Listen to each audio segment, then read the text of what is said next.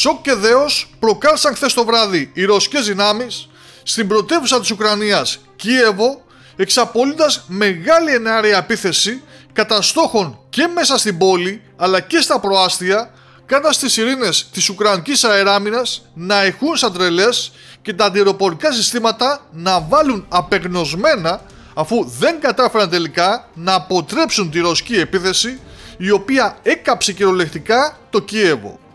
Η είδηση αυτής της νυχτερινής ρωσικής επιδρομής έγινε γνωστή από τα πρώτα λεπτά που ξεκίνησε, καθώς λάβαμε άμεσα την πληροφορία από ρωσικά μέσα ενημέρωσης, τα οποία με τη σειρά τους παρακολουθούν από πολύ κοντά κάποιες ουκρανικές διαδικτυακές πηγές, που ανέφεραν σειρά εκρήξεων στο Κίεβο εν μέσω του αντιεροπορικού συναγερμού που ηχούσε, με τις πρώτες πληροφορίες να μιλούν για επίθεση με ρωσικά drones, κάτι που όμως ελέγχεται, αφού μπορεί να συμμετείχαν και ρωσικοί πύραυλοι κρούς που εκτοξεύτηκαν είτε από τη θάλασσα είτε από τον αέρα, και έτσι αναμένουμε το αυριανό επίσημο ανακοινωθέν του Ρωσικού Υπουργείου Άμυνας μήπως μας διαφωτίσει λίγο παραπάνω. Όπως και να έχει, οι Ρώσοι κατάφεραν και έβαλαν φωτιά στο Κίεβο, με τα ουκρανικά μέσα ενημέρωσης να λένε ότι ακούστηκαν εκρήξεις στην περιοχή Βίσκοροτ, κάτι που επιβεβαίωσε και ο δήμαρχος της πόλης αργότερα. Αλλά όσον αφορά το τι χτυπήθηκε, ποιοι ήταν οι στόχοι της ρωσικής επίθεσης, έχει πέσει γενικής υγείας σερμάτου.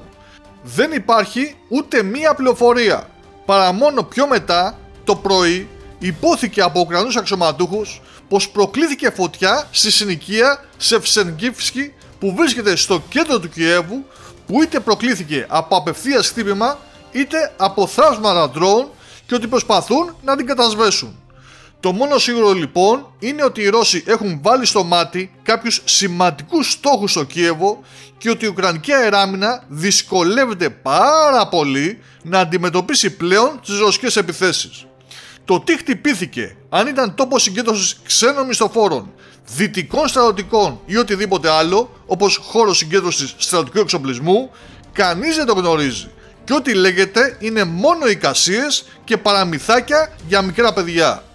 Αυτό όμως που γνωρίζουμε είναι ότι ο ρωσικός στρατός προχώρησε και άλλο σήμερα, αυτή τη φορά προς τα βόρεια, προς το Ποκρόφσκ, καταλαμβάνοντας τον διπλανό οικισμό από το Σελίντοβο, τον Βυσνεβόε, αρχίζοντας έτσι να κινείται και προς το περιβόητο και πολυπόθητο Ποκρόφσκ, που είχε κοινωθεί κατά το μεγαλύτερο μέρος του.